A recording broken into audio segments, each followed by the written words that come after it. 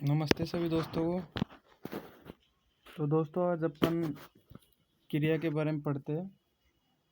जो अपन रीट एग्ज़ाम में 1 नंबर का क्वेश्चन आता है वो बहुत सरल तरीके से समझाने की कोशिश करूँगा, बस आप ध्यान से समझना। देखो, अपने क्रिया के आधार पर अपने 2 प्रकार रहते हैं। रचना के आधार पर क्रिया कितने प्रकार की रहती है? 2 प्रकार की रहती है। फर्स्ट रहती है अपनी अकर्मक क्रिया और दूसरी रहती है अपनी सकर्मक क्रिया। अकर्मक क्रिया वो रहती है जिसमें यानी कर्म की प्रधानता रहती है। किसकी प्रधानता रहती है? कर्म की। और सकर्मक वो होता है जिसमें कर्ता कर्म सभी की प्रधानता रहती है उसमें, है ना। तो इसके आधार पर अपन इसको समझेंगे।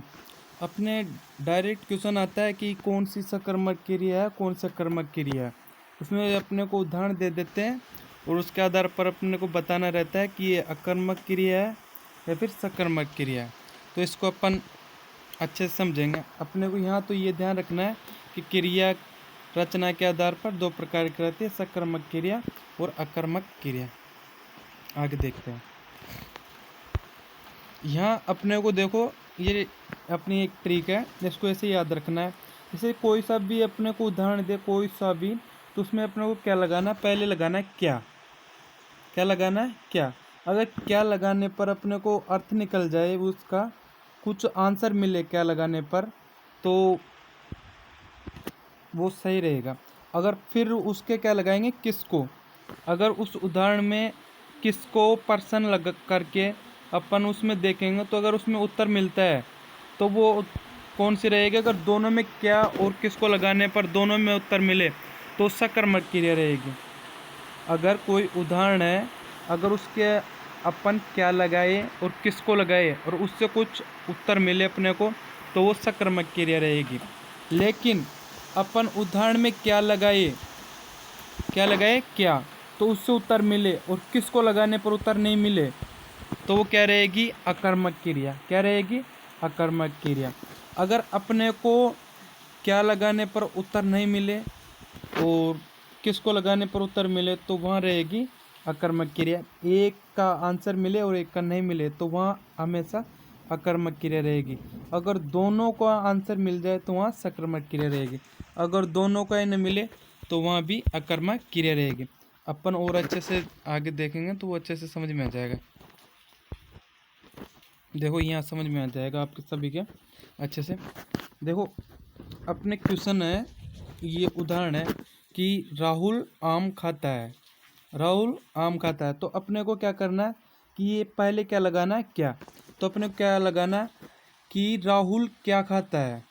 राहुल क्या खाता है, तो राहुल क्या खाता है? आम खाता है। तो इसका आंसर मिल रहा है अपने को, क्या का मिल रहा है आंसर? क्या खाता है? आम खाता है। दूसरा अपने को ये देखना है, किसको लगा के देखना है। राम किसको खाता है? राम किसको खाता है, तो इसमें भी आंसर मिल रहा है अपने को कि राम आम को खाता है। तो यहाँ पर क्या लगाने पर भी आंसर मिल रहा है और किसको लगाने पर भी आंसर मिल रहा है। तो कौन सी क्रिया रहेगी अपनी? सकर्मक क्रिया। कौन सी रहेगी? सकर्मक क्रिया। इसमें क्या और किसको लगाने पर अपने को आंसर मिल रहा है कि राम क्या खाता है? राम आम खाता है। राम किसको खाता है? आम को खाता है। तो इसमें दोनों में अपने को आंसर मिल रहा है, तो कौन सी रहेगी ये? सकर्मक क्रिया। यानी अगर दोनों का आंसर मिले तो वह हमेशा कौन सी रहेगी? सकर्मक क्रिया। अगर एक का आंसर मिले और एक आंसर नहीं मिले तो वह हमेशा अकर्मक क्रिया रहेगी। और दोनों का ही नहीं मिले जब भी अकर्मक क्रिया रहेगी। आगे देखते हैं उदाहरण। देखो, इस उदाहरण से और अच्छे समझ में आ जाएगा। देखो, उदाहरण क्या है अपना? कुत्ता सड़क पर खड़ा है।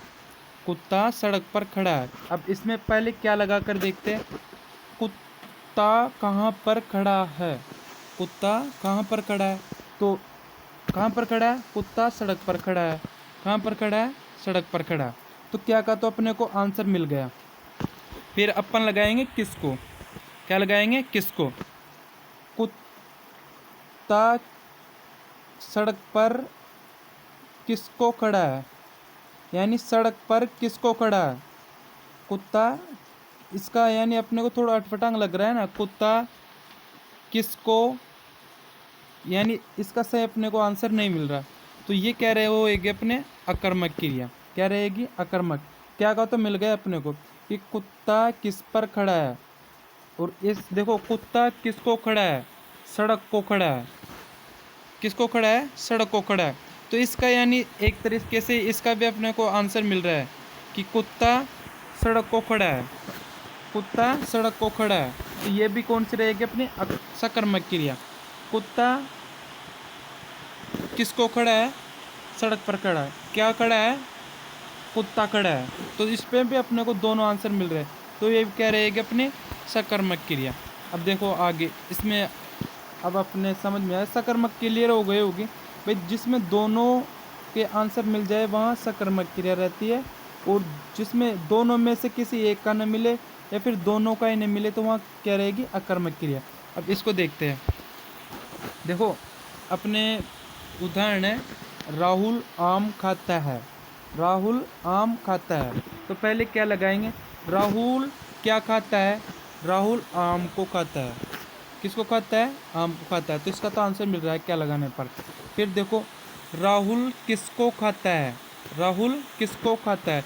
तो राहुल किसको खाता है, आम को खाता है। तो इसका भी आंसर मिल रहा है। तो कौन सी रहेगी, सकर्मक क्रिया, इसमें सकर्मक क्रिया रहेगी। अब देखो ये इसको देखो, उदाहरण अपना पक्षी उड़ रहे हैं, पक्षी उड़ रहे हैं। तो इसमें पहले अपन क्या लगाएंगे, क्या, पक्षी क्या उड़ रहे हैं, क्या उड़ रहे हैं, क्या उड़ रहे हैं। तो अपन क्या उड़ रहे हैं, पक्षी उड़ रहे हैं। फिर लगाएंगे अपन किसको उड़ रहे हैं, किसको उड़ रहे हैं, पक्षी को उड़ रहे हैं। ये तो कोई अपने मिल रहा ही नहीं है ना, कि पक्षी यानी क्या उड़ रहे हैं, तो मिल रहा है कि भाई पक्षी उड़ रहे हैं, पर किसको उड़ रहे हैं ये कोई पता नहीं है भाई, आकाश में उड़ रहे हैं या फिर कहाँ पर उड़ रहे हैं, ये इसका कोई पता नहीं है अपने को। इसका अपने को आंसर नहीं मिल रहा है। किसको लगाते हैं तो इसका कोई आंसर नहीं मिल रहा है। क्या लगाते हैं तो इसका आंसर मिल रहा है कि क्या उड़ रहे हैं, पक्षी उड़ रहे हैं। किसको उड़ रहे हैं तो इसका पता नहीं है भाई, किसको उड़ रहे हैं, कहाँ पर उड़ रहे हैं, ये पता नहीं है। तो ये कौन सी हो जाएगी अपनी अकर्मक क्रिया। जिसमें एक आंसर मिले वो अकर्मक, या फिर दोनों आंसर न मिले वो अकर्मक। अगर दोनों मिल जाए तो वो कौन सी रहेगी, सकर्मक। तो इसमें एक का आंसर मिल रहा है और एक आंसर नहीं मिल रहा है, तो कौन सी रहेगी, अकर्मक क्रिया। क्लियर। अब देखो ये देखते हैं, बच्चा रो रहा है, बच्चा रो रहा है अपना ये उदाहरण है। तो इसमें देखो अपन क्या लगाएंगे, पहले क्या लगा कर देखेंगे, क्या रो रहा है, क्या रो रहा है। तो क्या रो रहा है, बच्चा रो रहा है। तो इसका तो अपने को आंसर मिल गया कि बच्चा रो रहा है। फिर देखो ये किसको रो रहा है, किसको रो रहा है, ये थोड़ी पता है भाई किसको रो रहा है, ये पता है भाई बच्चा रो रहा है। तो क्या का तो अपने को आंसर मिल रहा है, लेकिन इसका अपने को क्या नहीं मिल रहा है, आंसर नहीं मिल रहा है। किसको रो रहा है ये पता है नहीं भाई, किसको रो रहा है, तो इसका क्या अपने को पता नहीं है।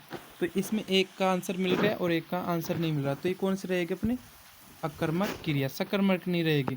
तो इसके आधार पर अपन क्या कर सकते हैं, अकर्मक सकर्मक क्रियाएं समझ सकते हैं।